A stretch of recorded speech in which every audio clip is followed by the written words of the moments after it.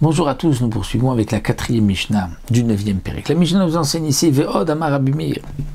Rabbi Meir nous rapporte une autre halakha, un autre enseignement, où là Rabbi Meir est aussi mekil ou est permissif. Potrim lo mina katuv shebatora v'omrim lo. On va lui proposer comme pétard, celui qui a fait un neder, pour pouvoir lui annuler, on va lui proposer la chose suivante. On va lui dire, regarde ce qui est marqué dans la Torah. Omrim lo, on lui dit, il ou aïta yodea shata overa lotikom va lotitor.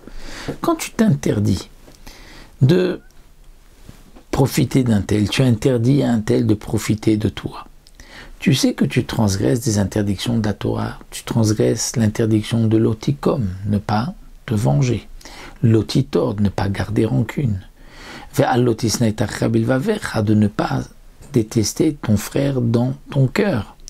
Tu as aussi la mitzvah d'aimer ton prochain comme toi-même. Tu as la mitzvah donc de faire vivre ton frère avec toi. Peut-être peut-être qu'il va s'appauvrir et que tu ne pourras pas lui donner quoi que ce soit puisque tu as fait le neder qui ne peut pas profiter de toi. Donc là on va lui dire à cet homme-là, on va lui dire, tu sais, tu as fait un neder. Tu as interdit à monsieur un tel de profiter de toi. Mais ici, il y a plusieurs choses que tu transgresses. Tu transgresses le loti comme la vengeance, puisque ça peut être en retour. Lui n'a pas voulu te donner quelque chose, tu dis, bon ben, tu ne profiteras pas de moi. Ou parce que tu gardes rancune, ou j'ai une haine en toi contre lui. Tu ne accomplis pas le pasuk ve'aftal chagamorcha.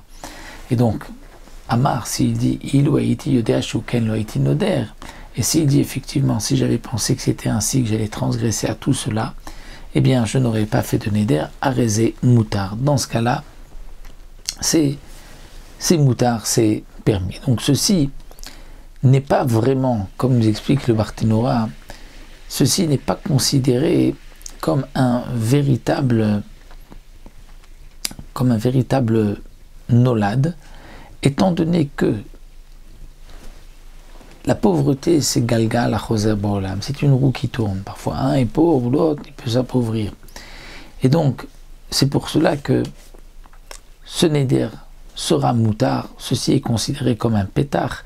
Et comme nous dit le Barthénora, après, bien sûr, que le Chacham lui annulera son neder. Le Barthénora rapporte ici un enseignement que nous n'avons pas vu, mais que lorsque quelqu'un s'est interdit donc de profiter de son prochain et qu'il veut annuler son neder, et il faudra l'annuler devant son prochain.